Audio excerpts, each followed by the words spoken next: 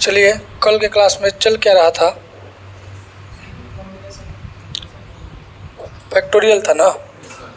Factorial के कितना हम लोग टाइप कर चुके थे, टाइप 2, यानी कि टाइप 2 में हम लोग मतलब कर चुके थे कि जब हमारा कंटिन्यू 3 डिजिट नंबर आते हैं तो उसमें हम लोग बड़े नंबर का स्क्वायर कर देते हैं। चलिए एक और रिवीजन के लिए क्वेश्चन लेते हैं। सपोज आपका ये क्वेश्चन है कि 1/9 प्लस 1 ये फैक्टोरियल में था और factorial 10 is equal to n by factorial 11। तो हमें जब n का वैल्यू को जो फाइंड करना होता था तो हम लोग क्या करते थे कि ये क्या है, कंटिन्यू 3 डिजिट नंबर है दोस्त, यानी कि 9, 10, 11।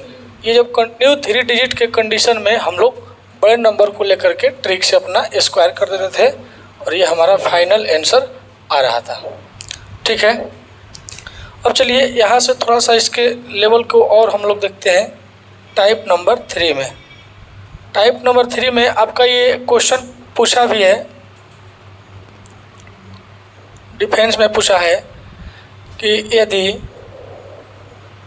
यदि factorial n is equal to 12 into factorial n minus 2 तो n का वैल्यू बताइए।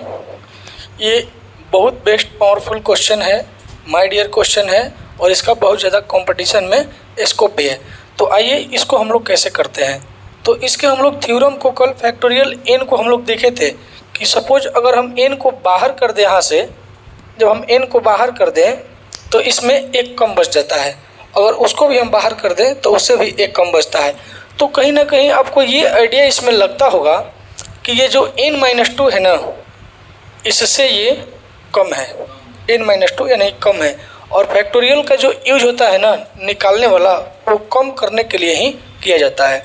यानी कि अगर हम यहाँ से n को बाहर कर दें तो आप बोलिए कि सर ये n-1 फैक्टोरियल में आ जाएगा, और n-1 को भी हम फैक्टोरियल से कर दे बाहर तो फैक्टोरियल में कितना जाएगा, हाँ वेरी गुड, n-2 आ जाएगा।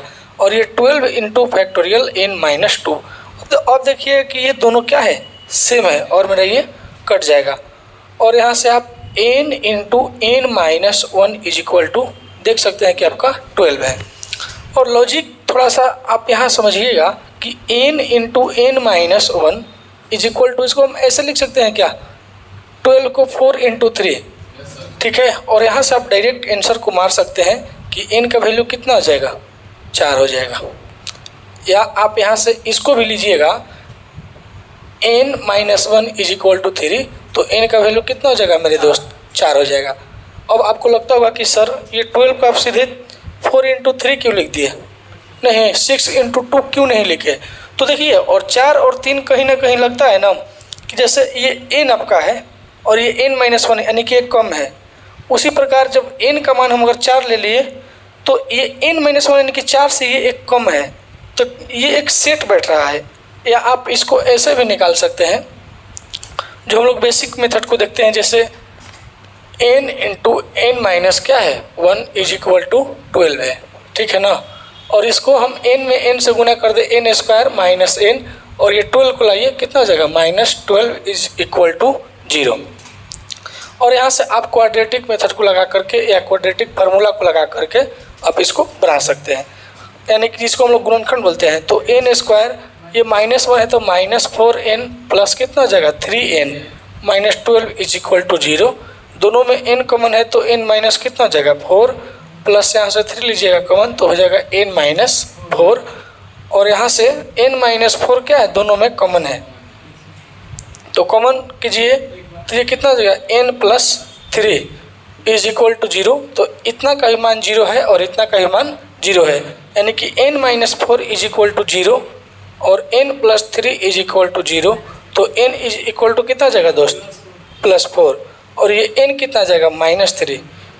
तो ये जो दो मान का जो कंडीशन आ रहा है ना, तो कभी भी हमारा n का मान ऋणात्मक नहीं होता है। यहाँ पर n क्या है, डिफरेंट क्या है, नंबर है या डिजिट है या थिंग है, यानी कि कुछ भी हो सकता है। तो ये जो नंबर आते हैं ना, डिफरेंट नंबर या डिफरेंट वस्तु, कभी निगेटिव में n का मान हो ही नहीं सकता। कोई फैक्टोरियल का मान नेगेटिव में नहीं निकलता है, यानी कि हम लोग पॉजिटिव वैल्यू को लेंगे। So your final answer is n is equal to कितना हो जाएगा, 4 हो जाएगा। आइए एक और क्वेश्चन को हम लोग देखते हैं।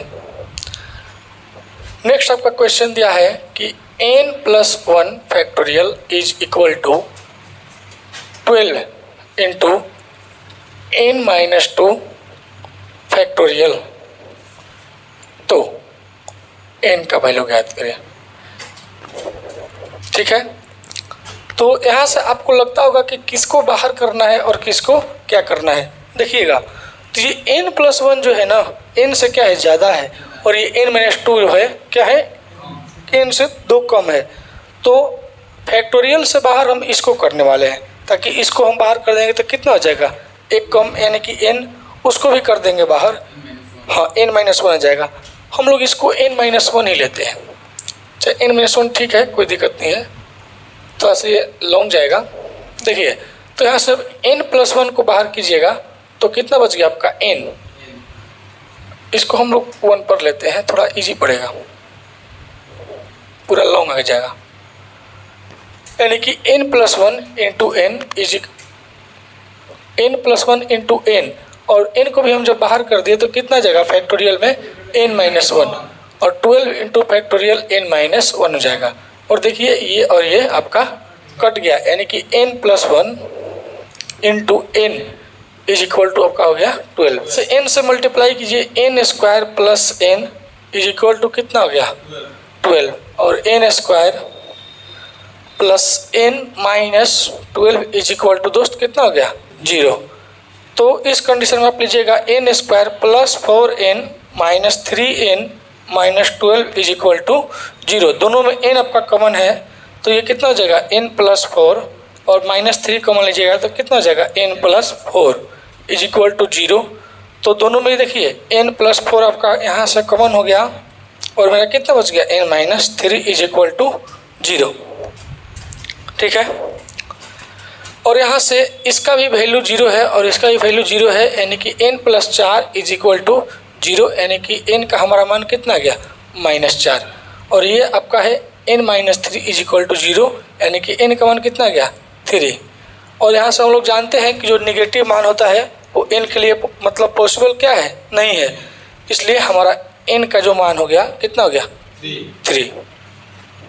तो चलिए आप लोग इसको नोट कीजिए।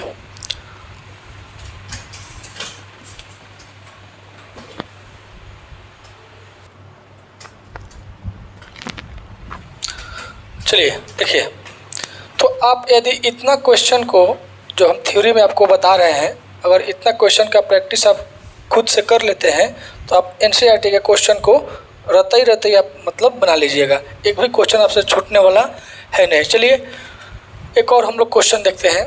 क्वेश्चन है, एनसीईआरटी में इस टाइप का क्वेश्चन बहुत पूछा है कि क्या factorial 3 plus factorial 4 is equal to factorial 7 है।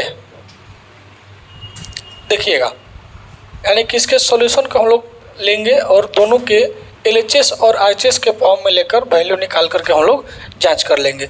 यानी कि इसका कहने का अर्थ ये है ना कि जो फैक्टोरियल है ना, इसका योगफल इतना हो जाएगा कि नहीं। सपोज फैक्टोरियल 1 प्लस फैक्टोरियल 2 हमारा फैक्टोरियल 3 होगा, तो हम लोग फैक्टोरियल के परिभाषा से इसको हम लोग निकाल सकते हैं। सपोज हमारा एलएचएस कितना है, फैक्टोरियल 3 प्लस फैक्टोरियल 4, और आपको ये पता है कि फैक्टोरियल 3 का वैल्यू कितना होता है 3 गुना 2 गुना 1 प्लस 4 इंटू 3 इंटू 2 इंटू 1। देखिए, जब तक आप चीज़ों को पूरा करीब से नहीं समझिएगा ना, तब तक होने वाला है नहीं। और मैथ का कॉन्सेप्ट ऐसा होता है कि जो आपको अगर एक भी मिस कर दिया ना तो पूरा सवाल आपका बर्बाद हो गया। ठीक है, तो इसको हम लोग एकदम कॉन्सेप्ट को समझते चलना है और इसको देखना है कि कैसे ये मतलब काम करता है। तो 3 इंटू 2 इंटू 1 आपका कितना हो गया 6, और ये प्लस कितना हो जाएगा ये 24, यानी कि इसका हमारा जो वैल्यू आ गया कितना हो गया 30। और आप यहाँ से आरएचएस को लीजिएगा मेरे दोस्त, तो कितना है फैक्टोरियल 7, और इसका वैल्यू कितना हो जाएगा 7 into 6 into 5 into 4 into 3 into 2 into 1, और यहाँ तक तो आपका 120 और यह 720, और 720 में 7 से गुना कीजिए यानी कि 0, 7 दूना 14, 49 एक 50, यानी कि 5000 आपका हो गया 40। कहाँ ये 30 और कहाँ 5040। तो आप बोल सकते हैं कि LHS is not is equal to कितना हो जाएगा RHS। So factorial 3 plus factorial 4 not is equal to factorial 7, not is equal to 7। Next question है, क्या factorial 2 plus factorial 0 is equal to factorial 2 है। देखिएगा, तो फिर आप यहाँ से चीज़ों को लीजिएगा LHS के फॉर्म में। कितना है फैक्टोरियल 2 प्लस फैक्टोरियल 0, और आपको पता है कि 2 का होता है 2 × 1, और फैक्टोरियल 0 का मान कितना होता है 1, यानी कि ये 2 + 1 कितना हो गया दोस्त 3। और जब यहाँ से आप RHS को लीजिएगा तो ये कितना हो जाएगा फैक्टोरियल 2, और फैक्टोरियल 2 का मान कितना होता है 2 होता है। तो ये आपका 3 है और ये आपका 2 है, यानी कि आप बोल सकते हैं कि LHS not is equal to RHS, यानी कि अर्थात क्या है √2 plus √0 is not equal to √2। चलिए एक और क्वेश्चन को लेते हैं। क्वेश्चन है 1/फैक्टोरियल 0 प्लस 1/फैक्टोरियल 2 इज इक्वल टू 3/फैक्टोरियल 2 है। क्वेश्चन आपका दिया है, देखिएगा इसको हम लोग फिर से लेते हैं। LHS और RHS के फॉर्म में लेंगे हम लोग, ताकि ये थोड़ा इजी पड़ता है। 1/फैक्टोरियल 0 प्लस 1/फैक्टोरियल 2, और यहाँ से आपको पता है कि फैक्टोरियल 0 का मान कितना होता है दोस्त 1, और ये कितना हो गया 1/फैक्टोरियल 2 का मान कितना होता है हम लोग जानते हैं 2, और इसको कीजिएगा LCM 2, यानी कि कितना जाएगा 2 + 1 यानी कि 3/2। और यहाँ से अब हम RHS को लेंगे, कितना दिया है 3/फैक्टोरियल 2 दिया है। चलिए, यानी कि ये कितना हो जाएगा 3/फैक्टोरियल 2 का वैल्यू कितना होता है दोस्त 2 × 1 यानी कि 2, 3/2। अब आपको लगता होगा कि LHS का मान कितना है 3/2 और RHS कितना है 3/2, यानी कि हम बोल सकते हैं कि LHS इज इक्वल टू क्या है RHS है। सो 1/फैक्टोरियल 0 प्लस 1/फैक्टोरियल 2 इज इक्वल टू 3/फैक्टोरियल 2 है। देखिए क्वेश्चन आपको देखने से लग रहा है ना कि ये इक्वल कैसे हो सकता है। आपको लग रहा है कि ये इक्वल हो सकता है, जैसे 2 0 2 ये आपको लग रहा है, लेकिन ये क्या है इक्वल नहीं है। ये भी आपको मतलब हो सकता है कि लॉजिक लगाइए तो मतलब लगता है कि 3 और 4 इक्वल हो सकता है, बट क्या है इक्वल नहीं है। और ये तो स्पष्ट लग रहा है कि ये और ये कैसे इक्वल हो सकता है, बट क्या है आपका इक्वल है। तो जब भी ऐसा क्वेश्चन है तो उसको रुकना है, देखना है, समझना है, तब उसको सॉल्व करना है। चलिए आप लोग इसको नोट कीजिए।